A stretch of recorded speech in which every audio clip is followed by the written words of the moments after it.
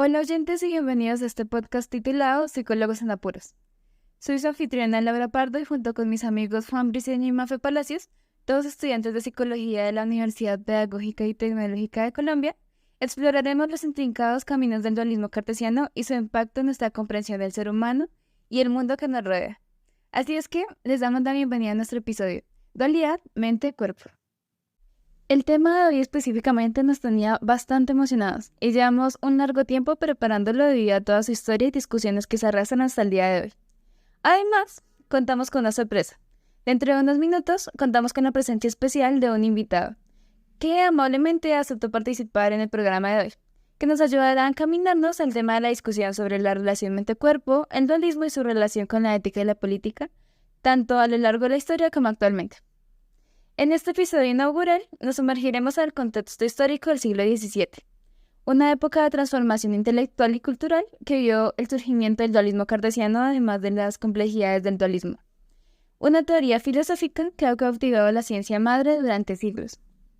Y bueno, antes de empezar con el tema, quiero dar la bienvenida a Mafe, que se encuentra conmigo hoy en el estudio. Así que, hola Mafe, ¿cómo estás? Muy buenos días, Laura. Yo me encuentro muy bien y espero que ustedes, mis oyentes de este podcast Psicólogos en Apuro, también estén excelente. Así que vamos a prepararnos para un viaje fascinante a través de las capas del pensamiento cartesiano mientras exploramos toda su historia, sus fundamentos y los debates que han suscitado a lo largo del tiempo. Pero primero, para contextualizar nuestro viaje, es crucial entender que la distinción filosófica entre la mente y el cuerpo puede ser rastreada desde los griegos. Sin embargo, es con René Descartes con quien tenemos la primera explicación sistémica entre las relaciones de la mente y el cuerpo, la cual se le conoce como dualismo cartesiano, la que debe su nombre al filósofo y matemático ya nombrado René Descartes, quien vivió durante el siglo XVII. Él busca una base sólida y segura para el conocimiento, y en su búsqueda postuló que la realidad está compuesta por dos tipos de sustancias, una sustancia mental y otra material. Pero espera, Mafe, no corramos. Expliquemos con más detalle todas estas cuestiones para que nuestros oyentes lo tengan más claro, ya que a partir de esto es en lo que se basa el dualismo, ¿no es así? Tienes razón, Laura. El dualismo parte de estas y lo podemos entender como una sustancia mental o mente que es inmaterial, y el asiento de la conciencia, el pensamiento y las emociones. Por otro lado, la sustancia material o cuerpo está sujeta a las leyes naturales y puede ser estudiada a través de métodos científicos. Este dualismo entre mente y cuerpo ha dado lugar a una serie de preguntas fundamentales que ha llevado a intensos debates filosóficos. Uno de los desafíos más notables es la cuestión de la interacción. Esta cuestión siempre me ha intrigado, porque, claro, lo entiendo, porque Mafe, ¿cómo una entidad inmaterial como lo es la mente puede influir en un cuerpo material? Pues Laura, esta pregunta ha llevado a la formulación de diversas teorías y ha sido el centro de atención de filósofos de la mente y neurocientíficos durante décadas. A medida que avanzamos en nuestro episodio, exploraremos las distintas interpretaciones del dualismo cartesiano, desde las críticas relacionadas con la misma hasta cómo estas teorías han evolucionado y se han adaptado a nuestro contexto actual, permitiéndonos entender el ejercicio político de hoy en día. Además, analizaremos cómo el dualismo cartesiano ha influido en campos como la filosofía, la psicología y la ética, así que espero que estén atentos. Así que bueno, de este tema nos intrigan muchísimas cosas, pero principalmente tomamos las preguntas: ¿cómo afecta esta dualidad a nuestra comprensión de la responsabilidad moral? ¿Y qué implicaciones tiene para nuestra sociedad sobre la libertad y la autonomía individual en el contexto político y ético? Así que acompáñennos mientras nos sumergimos en este complejo debate y exploramos las múltiples capas del dualismo cartesiano. Este episodio promete ser un viaje intelectualmente estimulante, lleno de reflexiones profundas y descubrimientos filosóficos. Así que, sin más demora, adentrémonos en el mundo fascinante del dualismo cartesiano y descubramos juntos las maravillas y los enigmas de la relación entre la mente y el cuerpo. Pero bueno, qué mejor que inaugurar con la explicación de un experto en el tema, ¿no, Laura? Así que bueno, hoy vamos a estar con Juan Felipe, que se encuentra en una de las aulas de la Universidad Pedagógica y Tecnológica de Colombia, acompañado del docente, que por cierto se les dan las gracias, Juan Francisco Muñoz, un conocedor del tema que dispuso su tiempo para participar en este proyecto. De antemano, agradecer su disposición y aportes al tema, así que, sin más espera, démosles la bienvenida a esta inauguración de nuestro podcast, Psicólogos en Apuros.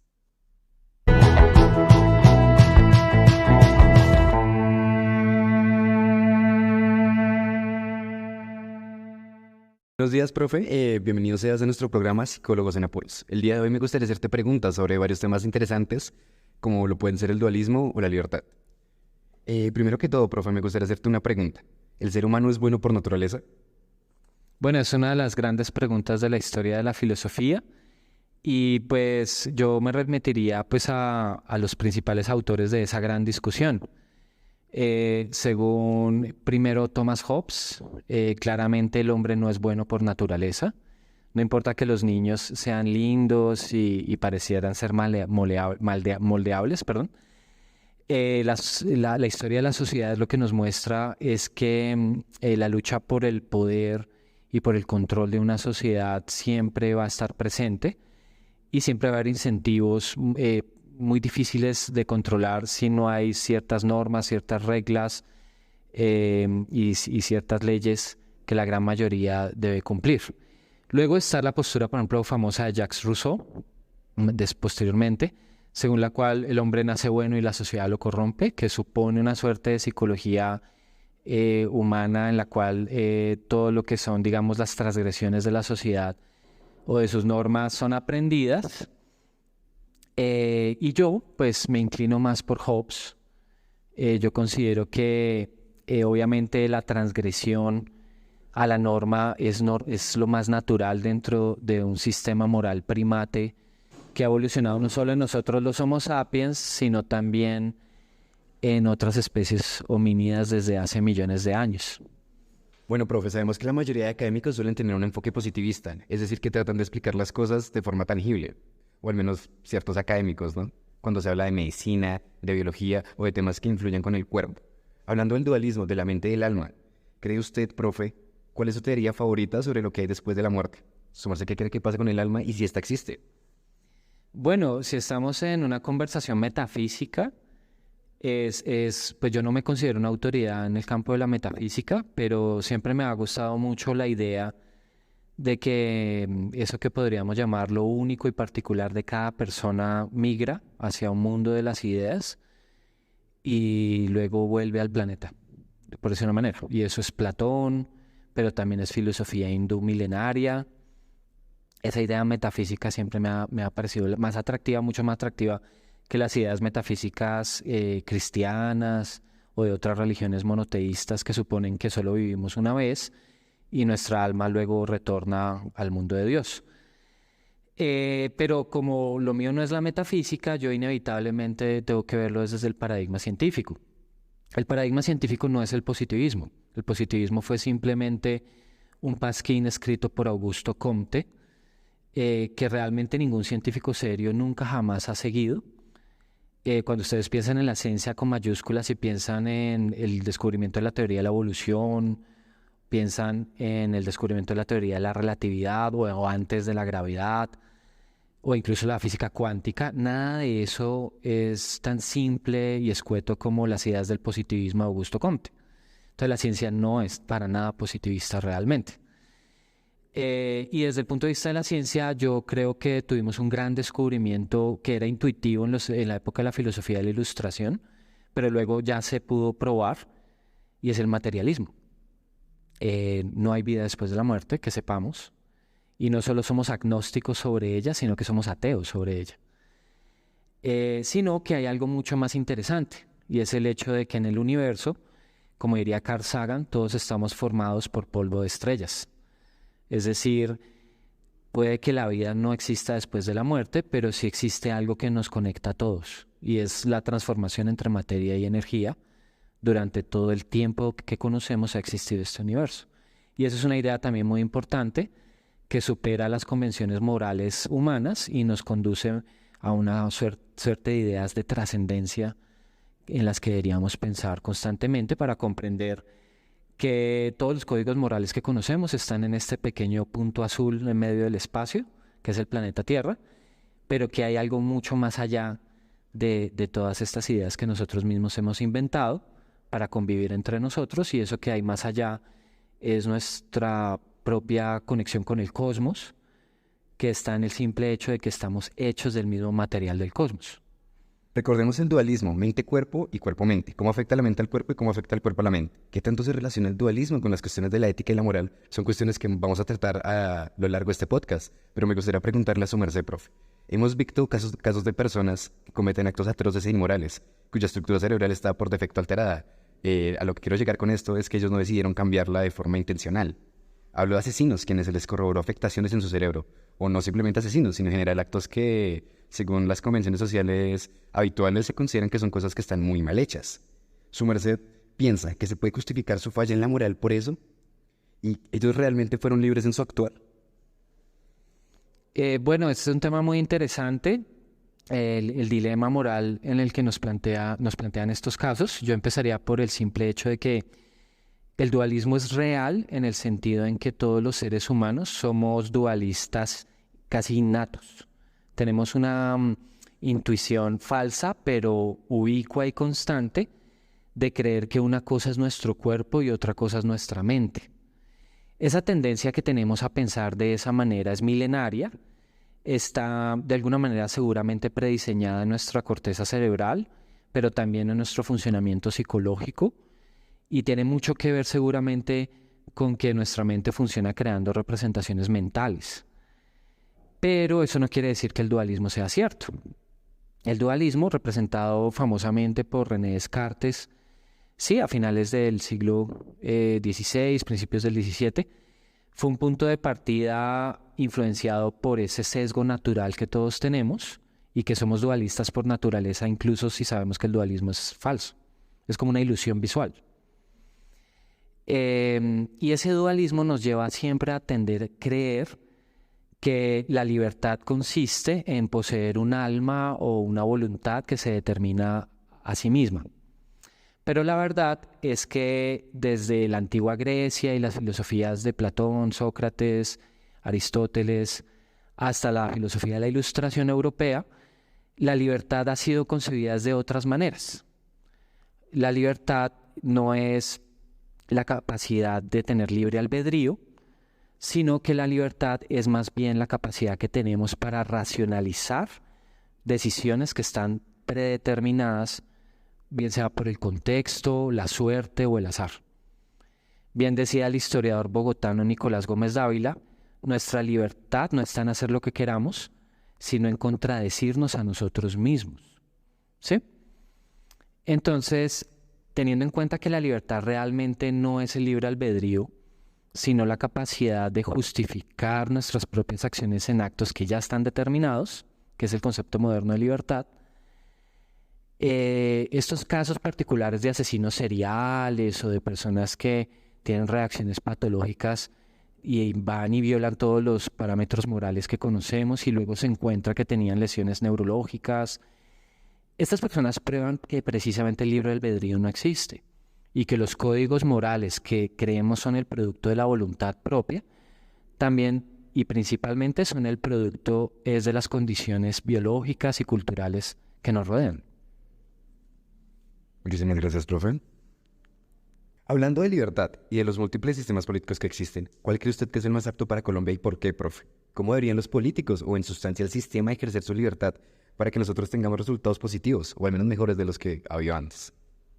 Creo que tradicionalmente en Colombia los partidos políticos, por ejemplo, que fueron conformados después de las guerras de mediados del siglo XIX y que se llamaron Partido Liberal y Conservador, tuvieron como una lucha constante por la representación en el poder, pero no lograron realmente representar ideales de libertad en la ciudadanía colombiana.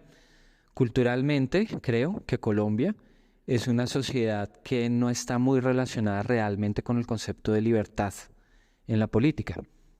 Somos una sociedad muy de tradición religiosa y de los valores conservadores, y el surgimiento de grupos liberales que en alguna manera se radicalizaron y se opusieron al tipo de forma de gobernar y de ejercer la política de los más conservadores, creo que tampoco representó lo que realmente son, digamos, los ideales políticos liberales que nacieron en la Ilustración europea, con pensadores como el mismo Immanuel Kant o John Stuart Mill o David Hume. Entonces, creo que algo que pasa en la sociedad colombiana es que el pensamiento político se radicalizó rápidamente, antes de siquiera pasar por una discusión sobre qué son las libertades, y se radicalizó para conformar esta ilusión que conocemos como derecha e izquierda. La izquierda es una radicalización de las posturas progresistas y liberales, que pierde por completo la sustancia del pensamiento liberal, y la derecha es una radicalización de los intereses, digamos, más tradicionales de quienes han militado en lo que llamamos partidos o idearios conservadores, pero también de un establecimiento. Entonces lo que yo diría es que a Colombia le conviene más, sí, un sistema político realmente liberal, es decir, liberal clásico, pero Colombia no ha tenido, digamos, el funcionamiento cultural e institucional en política que realmente lo represente. Ha habido gobernantes que se han acercado a él, como Alfonso López Pumarejo, Luis Carlos Lleras y más recientemente Juan Manuel Santos. Pero rápidamente perdemos esa orientación y nos vamos otra vez a los extremos radicalizados en Colombia. Y creo que esa radicalización tiene mucho que ver con la falta de conocimiento real de lo que es el pensamiento liberal tradicional.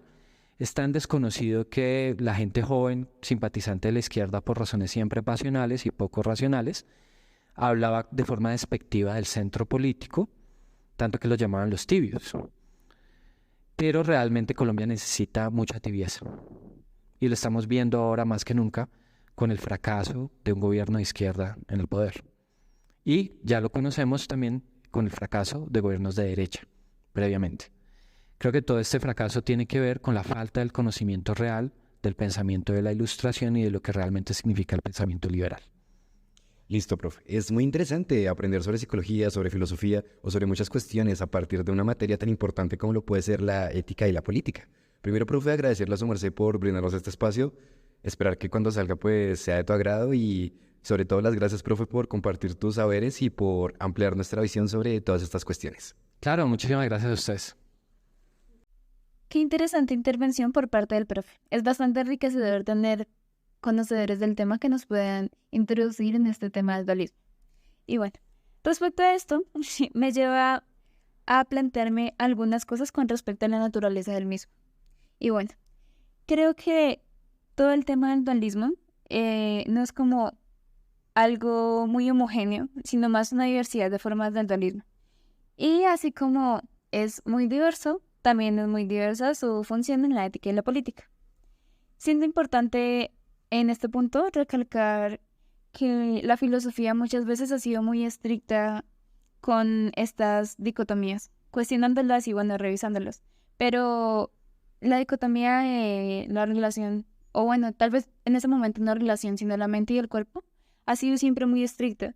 Pero al final el tratado de paz de estos enfoques fue como más holístico e integrador. Y eso en general es lo que más ha enriquecido toda esta discusión al final del día y como lo que más permanece actualmente.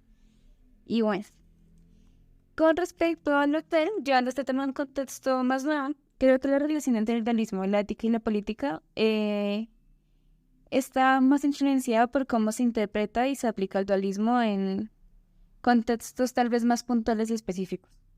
Mientras que algunas corrientes pueden respaldar ideales de libertad individual, otras pueden ser cuestionadas por su potencial para fomentar visiones tal vez reduccionistas o simplistas de la naturaleza humana.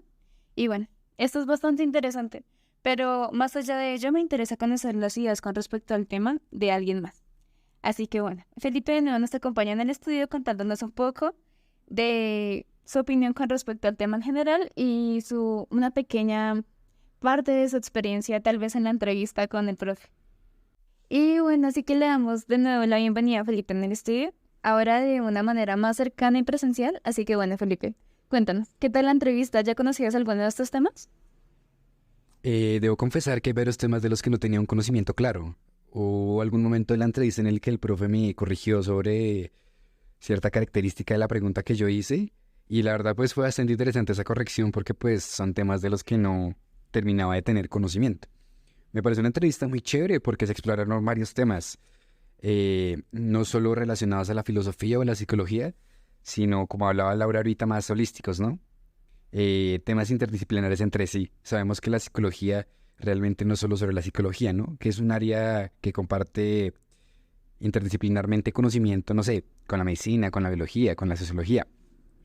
Entonces fue bastante chévere ver todo esto a partir de un enfoque ético y político. Y sobre todo la opinión del profe siento que nos nutrió hacia nuevos enfoques, ¿no? Siempre es interesante escuchar a una persona que sabe de muchos temas y sobre todo que sabe comunicarlos. Y bueno, me parece bastante interesante todo lo que me mencionas, Felipe. Y me parece preciso recalcar como más allá de ver todo este tema del dualismo como algo estrictamente de la filosofía, es importante también tener en cuenta como su papel en otras áreas del conocimiento, como lo son la psicología, que pues en este momento es pues nuestra área de estudio. Por otro lado, me parece muy curioso todo este tema de la moralidad que en algún momento se mencionó en la entrevista con el profe. Y me parece un buen principio para hablar sobre cómo en algunas corrientes dualistas se enfatiza demasiado en esta separación entre la mente y el cuerpo, a menudo asociando todo lo de la mente con una esfera moral y la individualidad. Esto influyendo en concepciones éticas que resaltan la importancia de la responsabilidad individual y la toma de decisiones morales como funciones propiamente de la mente. Y bueno, de aquí nace toda esta idea de la naturaleza del ser humano y podemos ver como este enlazamiento desde las concepciones del bien y el mal. Así que, Felipe, quiero preguntarte, ¿con cuál postura estás de acuerdo? Con respecto a las que dijo el profe, ¿Hobbes o Rousseau? ¿Crees que la noción toda esta noción de las decisiones éticas son acciones libres de la determinación física? Respecto a la primera pregunta, estoy más de acuerdo con la postura de Jacques Rousseau. Me gusta más pensar que el hombre puede llegar a ser bueno por naturaleza, o que al menos tiene la libertad de poder elegir serlo, ¿no? Hemos hablado bastante de libertad en nuestra materia de ética y política, y no solo en eso, sino en otras materias que vemos en la psicología. Pero sí, personalmente me gusta pensar que la libertad es una elección, y que por ser una elección se puede elegir obrar bien. Respecto a la segunda cosa que me preguntaste, si creo en la noción de las decisiones éticas como acciones libres de la determinación física. Yo creo que las decisiones éticas van de la mano de la determinación física. No puede haber una acción sin ninguna determinación o impulso físico. ¿A qué quiero llegar con esto? Cualquier acción que tomamos viene desencadenado de un acto físico, ¿sí? O sea, en primera instancia hablando, ¿no? Para hacerme entender, quiero poner el ejemplo. Tú no puedes decir algo sin articular el cuerpo antes, sin mover las cuerdas vocales. O en esencia lo que estábamos hablando con el profe antes, sobre si el hecho de que algún asesino tuviera alguna alteración en el cerebro justificara sus actos atroces, pues opino yo que no los justifica, pero sí que las acciones éticas no son libres de la determinación física. Y bueno, con respecto a todo esto también se nombró algo con respecto al sesgo dualista. Y es creer que la libertad consiste en una alma o una libertad en sí misma. Desde la filosofía se han tenido como diferentes concepciones de esta libertad. Y bueno, aquí me gustaría preguntarte, Felipe, ¿crees en el libre albedrío? ¿Qué es la libertad para ti? Yo sí creo en el libre albedrío y es algo que normalmente se suele confundir con la omnipotencia. El hecho de que seamos libres o que tengamos un libre albedrío no significa que podamos hacer lo que queramos. Significa que podamos aplicar nuestra libertad dentro de nuestros contextos. Y si creo en la libertad, el concepto de libertad es algo muy curioso y es un ejercicio que se realizó durante las primeras clases de este corte de la materia de ética y política. Yo definí la libertad como un estado consciente y constante del ser humano. No necesariamente consciente, pero sí constante. ¿Y a qué quiero llegar con esto? Para mí la libertad no es una elección, porque todo el tiempo podemos elegir qué hacer. El hecho de que sea a partir de condiciones que no elegimos es otra cosa, pero igual estamos siendo libres. Y paradójicamente no elegir libre sería hacerlo. No elegir ser libre sería ser libre, porque igual estarías tomando una decisión. Entonces para mí la libertad no es más que un estado constante de la conducta, algo que todo el tiempo estamos ejerciendo a partir de las condiciones que nos brindan. Y de una u otra manera me parece que esto es parte de las motivaciones que tenemos como humanos. Siento que necesitamos algo que nos explique las cosas o bueno, que queramos creer con respecto a cómo funciona el mundo y qué es lo que pasa con nosotros, que al final es como lo que más nos intriga como humanos. Y esto también defendiendo como esta autonomía con la que contamos según el dualismo con respecto a la mente y el cuerpo, porque finalmente creo que estamos de acuerdo en la relación de estos dos ámbitos de los humanos y se plantea como algo muy importante, teniendo en cuenta también que se influye como en la elección religiosa, la expresión, nuestra privacidad y sobre todo en este ámbito político que más allá de impactarnos a nosotros como individuos, también nos lleva a un campo más amplio como sociedad. Y bueno, ya para concluir, me gustaría agradecerte, Felipe, por tu participación en el podcast, igual a Mafe y al profesor, sobre todo, por brindarnos ese espacio tan ameno y permitirnos brindar a los demás y llenarnos a nosotros mismos de información para poder transmitir. Así que nos vemos en un próximo capítulo de Dualismo. Y para cerrar, quiero escuchar qué tal, Felipe, te pareció la experiencia de nuestro primer podcast. Pues es chévere escuchar el primero, ¿no? Porque abre la oportunidad para más. Siempre es chévere estar con personas inteligentes y trabajadoras como ustedes. Fue muy interesante la creación del marco teórico de la bibliografía a partir de la cual se crearon las preguntas.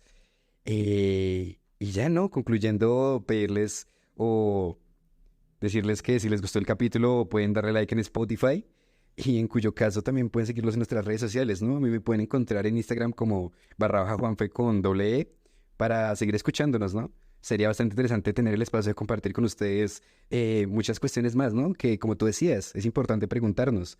No solo como estudiantes de psicología, sino como miembros de la raza humana, tenemos como deber hacernoslo, ¿no? Entonces espero que este sea el primero de muchos más y que podamos seguir compartiendo con ustedes muchas más preguntas. Y bueno, también agradecerle a Mafe por su participación y escuchar qué opinan a partir del podcast que acabamos de grabar. No, pues muy feliz, la verdad, muchachos, con ustedes, con toda la participación del profesor, de cada uno, de todos que estuvimos muy implicados en esto, que a pesar de que no me hayan escuchado, espero que me tengan presente en el ámbito de la edición y espero que todos estemos pues conformes con nuestro trabajo y estemos agradecidos también por todo este trabajo tan bonito y pues sí, muy feliz, porque ¿qué más puedo decir? Siento que fue una experiencia chévere y al haber elegido un podcast no me arrepiento para nada, sinceramente. Y ya recordarles que hablan con su anfitriona Laura, Juan Felipe el acompañante y el que generalmente sale a hacer las entrevistas y Mafe que nos acompaña desde la parte de la edición. Muchas gracias y nos vemos en un próximo capítulo de Psicólogos en Apuros.